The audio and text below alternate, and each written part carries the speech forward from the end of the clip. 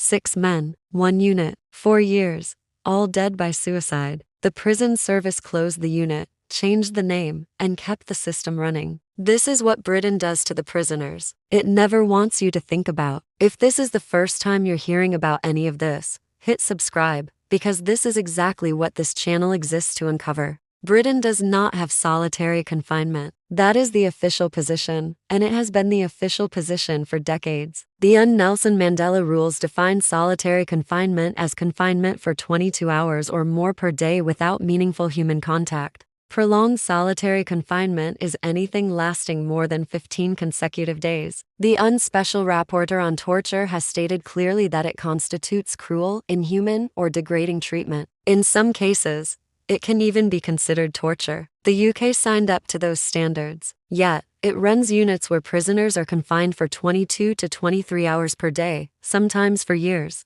Contact is limited to brief transactional exchanges through cell doors. Officially, there is no contradiction. The reason is language. The prison service calls it segregation, or separation, or care and management. The Close Supervision Centre, or CSC, is described in Ministry of Justice documentation as an intervention for prisoners who pose a serious risk. It's framed as a clinical, time-limited response, but the reality documented by independent inspectors is something different. The CSC was formally introduced in 1998, replacing earlier special units that operated since the 1970s and 82nds. This followed a period of serious prison unrest. The 1990 Strangeways riot became the political catalyst for rethinking prisoner management. The Wolf Report called for improvements, but the pendulum swung back toward control. The CSC emerged as the government's answer. It was for the small core of prisoners who could not be contained within standard high-security conditions. Currently, CSC units operate within HM prisons Wakefield, Woodhill, and Whitemoor. These are not wings,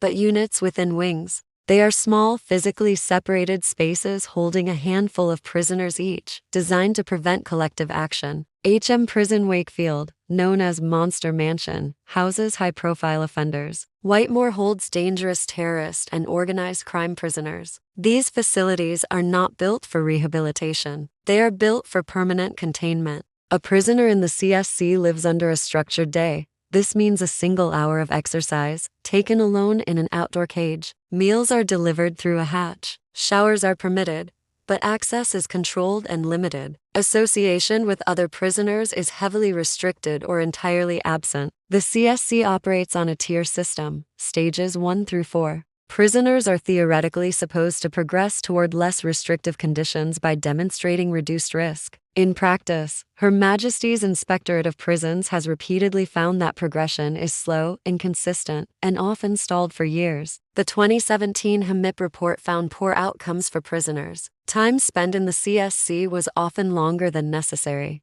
The psychological impact of the regime was not being adequately assessed or addressed. The 2020 follow-up inspection raised similar concerns. The quality of reviews did not always demonstrate sufficient analysis. This is inspectorate language for, they couldn't justify why these men were still there. The psychiatric evidence on what prolonged isolation does to the human brain is not contested. Dr. Stuart Gracian, a psychiatrist at Harvard Medical School, conducted detailed clinical research on isolated prisoners. His findings identified a specific psychiatric syndrome: hypersensitivity, perceptual distortions, paranoia, and difficulties with thinking, intrusive obsessional thoughts, and in severe cases, overt psychosis. These were not pre-existing conditions. They developed or worsened in direct response to isolation, and in some cases partially reversed when isolation ended. Dr. Peter Scharf-Smith found consistent evidence that solitary confinement causes serious psychological harm. This includes in populations without prior mental health conditions. The UK government is aware of this literature and does not dispute it.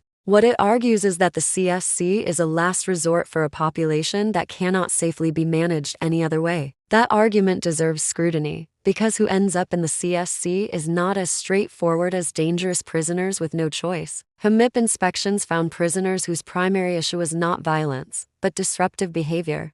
This can include organizing other prisoners, making formal complaints, or having too much influence over other inmates. The threshold for entry is set internally by the prison service, reviewed by the Interventions and Substance Use Group. It is not subject to independent judicial oversight at the point of placement. A prisoner can be placed in conditions that the unclassifies as potentially constituting torture without a court order, without independent authorization, and without a fixed end date. This is not a fringe concern raised by prisoner advocacy groups alone. The Joint Committee on Human Rights has raised questions. The European Committee for the Prevention of Torture has flagged concerns. In 2019, the UN Committee Against Torture reviewed the UK's compliance. It specifically called on the UK to ensure that solitary confinement is only used as a last resort for as short a time as possible, and subject to independent oversight. The UK's response was to restate existing policy. That gap between international human rights standards and domestic practice is where the CSC lives, not in open defiance, but in the space created by calling something a different name, setting internal review processes, and keeping the entire system so far from public view. That scrutiny requires an inspectorate report or a freedom of information request,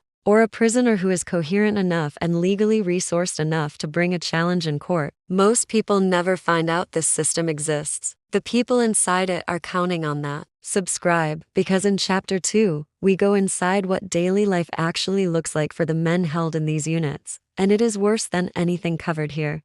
The men placed inside the Close Supervision Centre do not arrive there by accident. Placement follows a formal referral process. A prison governor submits a case to the Directorate of High Security. A CSC management committee then assesses whether the individual meets the criteria. On paper, this sounds rigorous. In practice, criteria are broad enough to capture a wide range of behavior. The committee is composed entirely of prison service staff. There is no independent legal representative. There is no judicial sign-off. A man can be removed from general population, placed into a regime the UN considers potentially tortuous, based on an internal decision. Once inside, the experience is shaped by almost total environmental monotony. Cells are standard prison cells, roughly 5.5 by 3.5 meters, containing a bed, toilet, and desk. A window typically looks onto a wall or enclosed yard. Lighting is artificial for large portions of the day. The noise environment is paradoxical.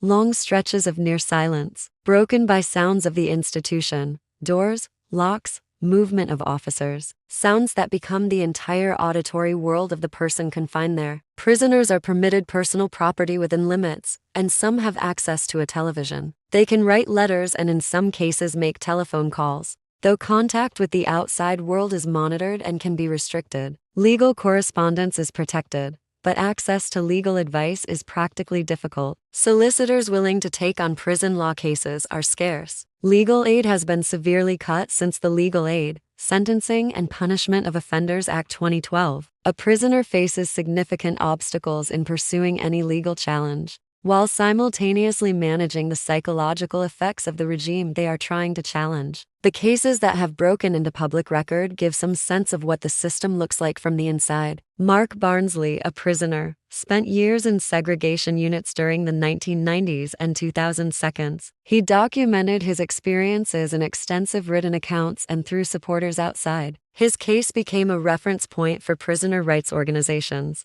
It illustrated how segregation could be used against politically inconvenient prisoners. Men who organized other prisoners filed complaints or refused to be compliant. Barnsley maintained his treatment was retaliatory. The prison service maintained it was necessary. He was eventually released, but the full truth was never independently adjudicated. The case of Robert Maudsley is documented differently, not because he successfully challenged his treatment, but because he has become an extreme example of what long-term isolation looks like as a permanent institutional solution. Maudsley killed 3 fellow prisoners between 1977 and 1978. Since 1983, he has been held in a specially constructed 2-cell unit in HMP Prison Wakefield, almost entirely alone. He has spent over 4 decades in conditions of prolonged solitary confinement. He has repeatedly requested to be allowed to mix with other prisoners or for a different regime. Those requests have been consistently refused. He is now in his 70s. He will almost certainly die in that unit. The prison service has never been required to justify this. These are the cases visible enough to document. The majority are not.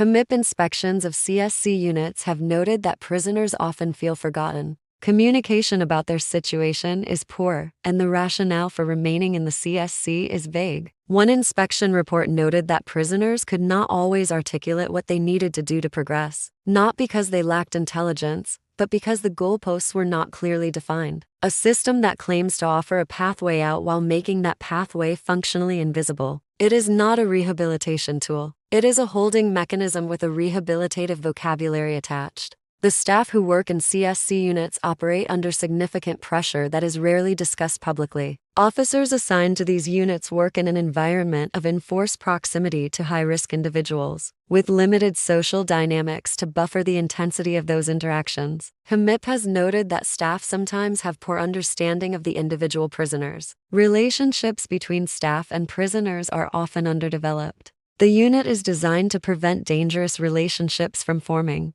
It also prevents constructive ones. What the CSC has never convincingly demonstrated is that it works. The stated aim is to reduce risk to a level where the prisoner can return to general population. The data on how many prisoners successfully complete that journey is not publicly available. What is available suggests that the outcomes are poor. Prisoners often leave the CSC more damaged than when they entered. Reintegration is frequently unsuccessful, and the unit functions as a terminus rather than a transition. The UK is not unique in running isolation units, but it is unusual in its combination of duration, opacity, and resistance to independent oversight. Countries with comparable high-security populations have moved toward models that maintain safety through structured engagement, rather than removal from all meaningful human contact. Denmark has drastically reduced the use of pre-trial solitary confinement. Norway's high-security units operate on principles of normality and minimum use of restriction. These are not naive systems. They hold genuinely dangerous people. They have simply made a different calculation about what a state is permitted to do to a human being. Britain has not made that calculation explicitly. It has avoided making it at all,